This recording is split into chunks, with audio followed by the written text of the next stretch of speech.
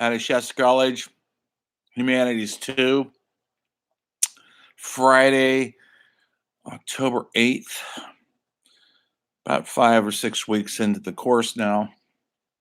I'm going to sign another essay, and I'm going to have to add an essay or two because we're going, whatever the syllabus said, I got to add probably another one or two to them.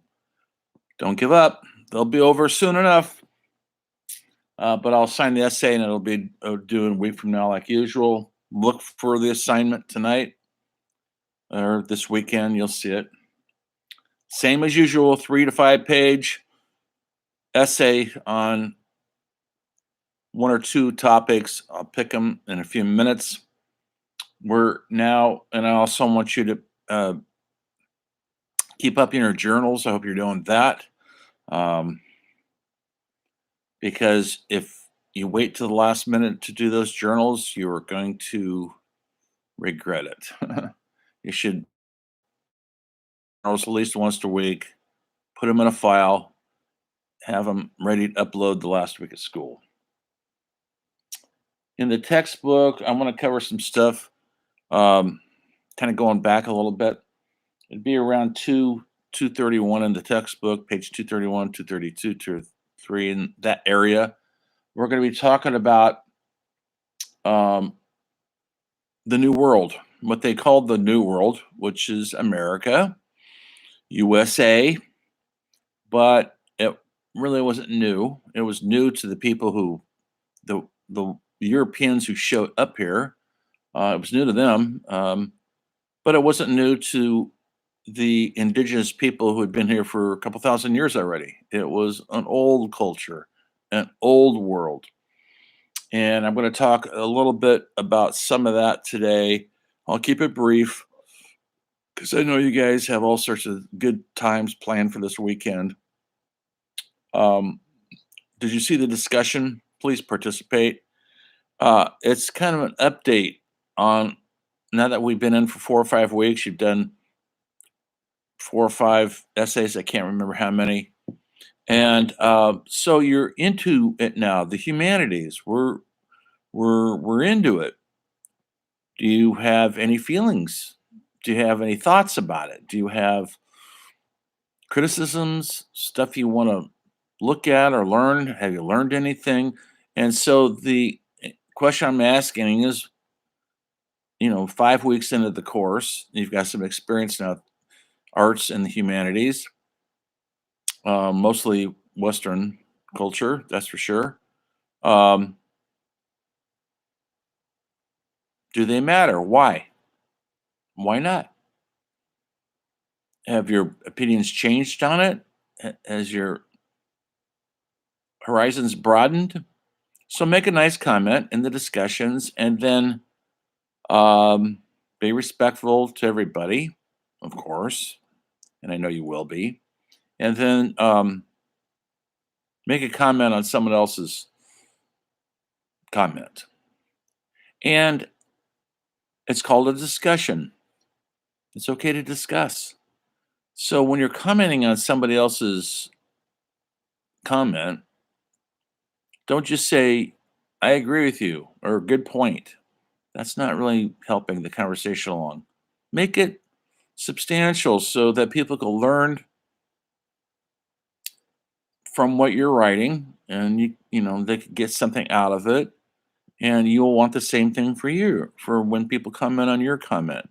You want something substantial that will help you to see if you are expressing yourself in an interesting way, a clear-cut way, clear and concise. Are you being vague? Or are you being very pointed and clear and concise? It is an ongoing discussion that we'll keep having in this class. Anyway, look for the assignment later today. When we came over here to the neuro, this is right now today. It's a little bit of a history lesson. Yes, we're doing the humanities, but our humanities is tied to the history of who we are as people. in Europe, Asia, South America, Africa, and now we're in the New World. Uh, Whatever you think about Christopher Columbus, you're probably going to be disappointed in how wrong you are. We were taught essentially not the truth in our grammar school teachings. Remember, 1492, Columbus sailed the ocean blue and he came to America to discover, and he was this great guy, and he just wanted to make friends with everybody, and that's exactly what he didn't do. And he never even got to what we call the United States of America. He got to essentially the West Indies, which is out south of America. And he actually thought he was in Asia. This is long before there was even anybody mapping these territories. And so he thought if he sailed west enough from Europe that he would hit Asia. Well, he didn't hit Asia, folks. He was a long way from Asia. He hit the West Indies. And he thought the people in those areas, the indigenous people, um, he thought they'd be good slaves. He thought he could monetize what he was getting, and he did. There's a great book called The People's History by Howard Zinn. You should read some excerpts on it. It is the people's history because it's not documented by the aristocracy or the governments, because that's who mostly could read and write. The people's history is an oral history of from shopkeepers to farmers, people who were not educated, didn't necessarily know how to read or write, but they passed their stories down orally. And there's a lot of new truth to those stories. So the history of Christopher Columbus has been way reevaluated. And hopefully the new history books that kids are reading in grammar school tells the truth about Christopher Columbus. Um, yeah, so here we come to the New World, and which is really the old world. The indigenous people, the Native American Indians, as we started calling them, Columbus did that in Indio. That's how he proclaimed them. Um, they'd been here for thousands of years. They walked east over the ice floes from Asia when there was a land mass at one time that connected that land mass to Alaska. It's no longer there, folks. And they eventually worked their way down into what we'd call the lower the lower 50 states, 49. They had culture, they had education, they had art, they had music, they had they had songs, poetry. They passed down from generation to generation. That was just as vital as Mozart and Beethoven and Pablo Picasso, painter. Maybe you've been to a folk museum when the indigenous people's art is on display, from pots to pottery to flutes to weapons.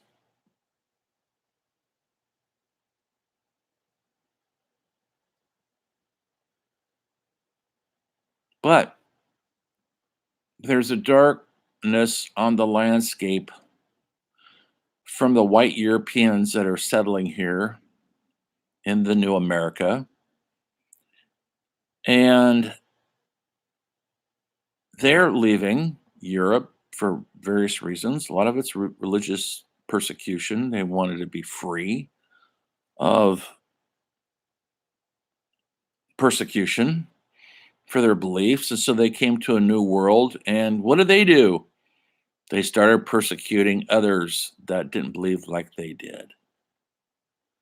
Isn't always the way? We're always terrified of the other. And to the Western Europeans, who were, for the most part,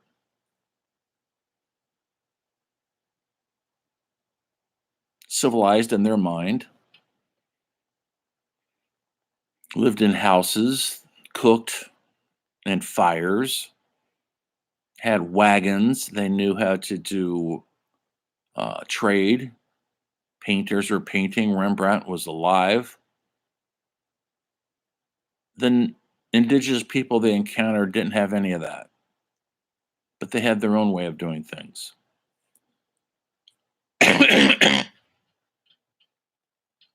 So when we're faced with something, an alien culture, we actually call them illegal aliens now. If you're a human, are you illegal? What makes you illegal?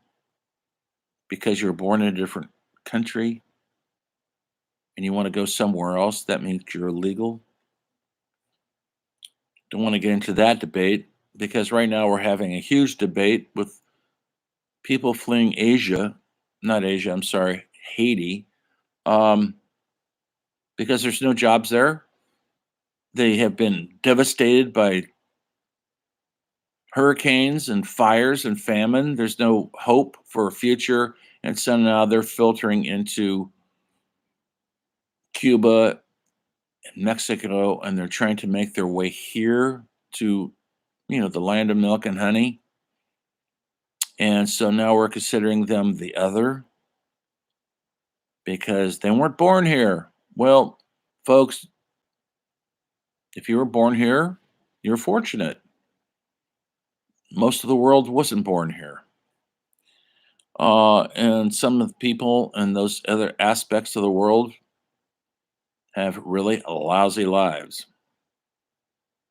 And it looks like they could have a better life if they came to this place. Well, that's what the Europeans of 400 years ago felt. That's why they came here and they risked everything. Um, the first settlements did not last. They had no way to feed themselves. And a lot of the early settlers of this country starved to death, but they had help from the indigenous people who helped them. And then, of course, we turned around and took their land and enslaved them because we had better weapons. And supposedly we had right on our side. So there's a dark cloud hanging over the new world almost as soon as it begins. When they're writing, our founding fathers are writing these great documents like the Constitution, Bill of Rights, Declaration of Independence. It kind of excluded the indigenous people. It kind of excluded African Americans who were brought here as slaves. It was mostly for white privileged people.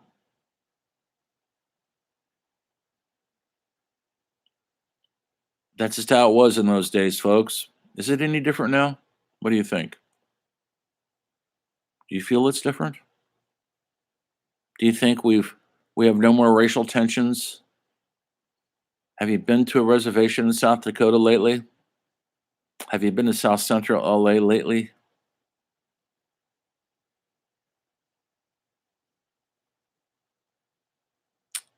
For the most part, the other exists everywhere.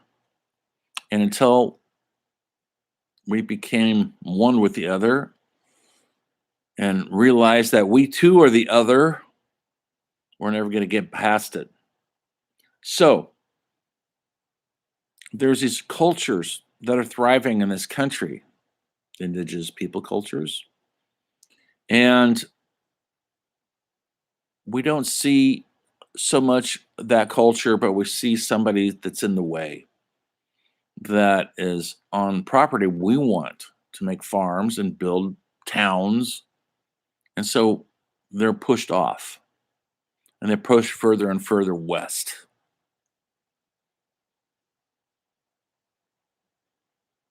In the meantime, slavery is in full bloom.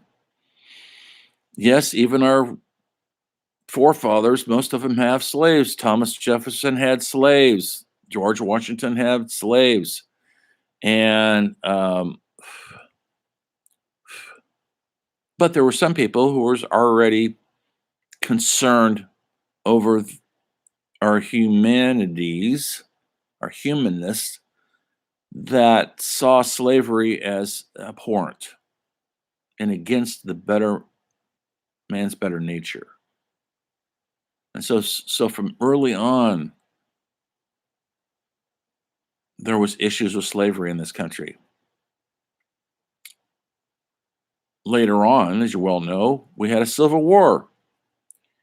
Our country was divided. Slavery in the South was needed for the economy. Who else is going to pick the cotton for free? Because they couldn't make enough money if they actually paid somebody to do it, and they needed all the money for themselves. So slaves are used and they were kept hostage, essentially. That's going on in this brand new world pretty soon as we got here. I say Western Europeans. Um, so there's a dark history to the beginning of this country, and it affects our humanness and it affects the humanities, and we're still affected by it.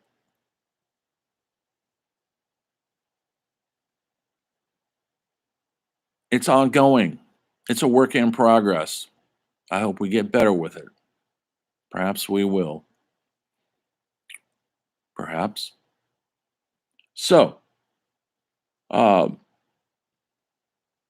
poets, American white poets like Longfellow were writing historical poetry about Native Americans, even in the height of their persecution and their enslavement and their genocide.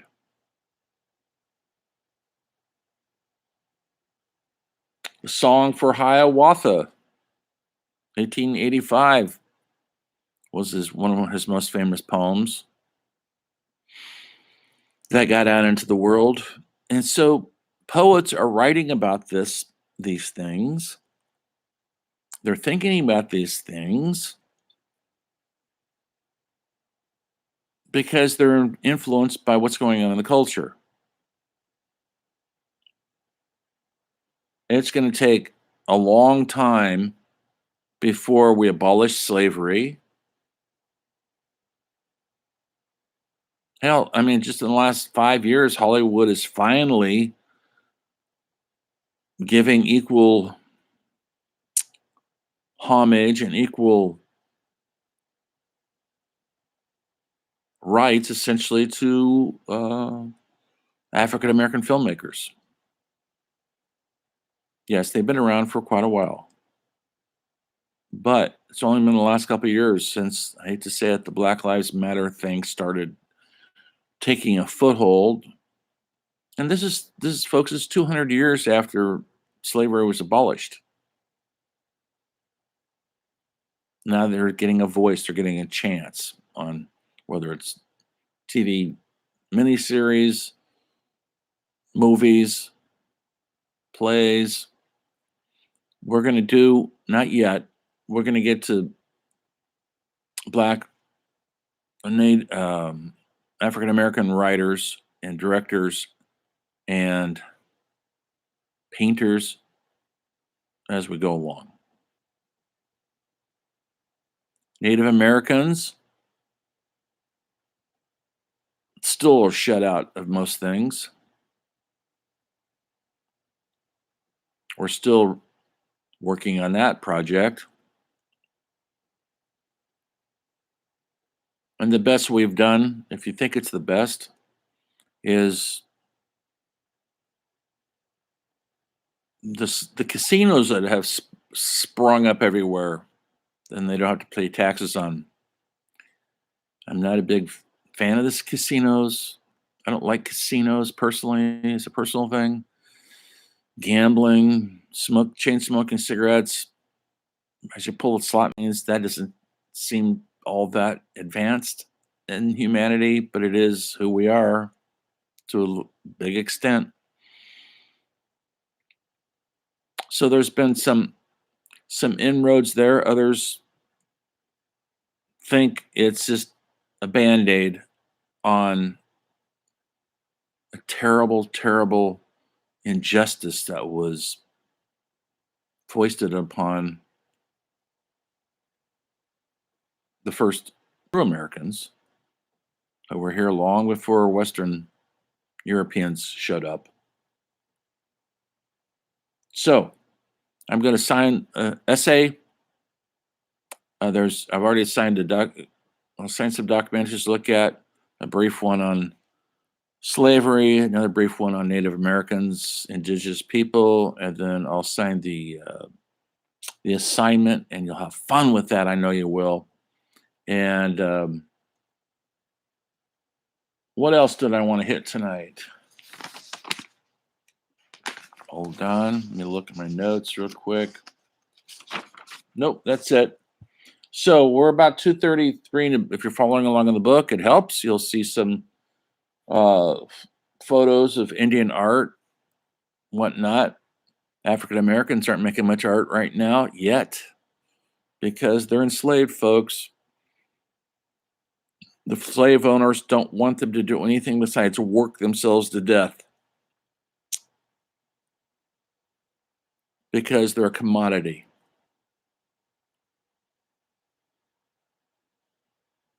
Throughout the history of the world, cultures, since the beginning of time, have defeated and enslaved other cultures. This is nothing new. It's just new to this country. So that's it. Dark cloud on the new world that's opening up frontiers to everybody and giving people a chance. Some people a chance. Enjoy your weekend. Do the best you can. Write strong. Write honest. Write the truth. Humanities will continue next week. Good night.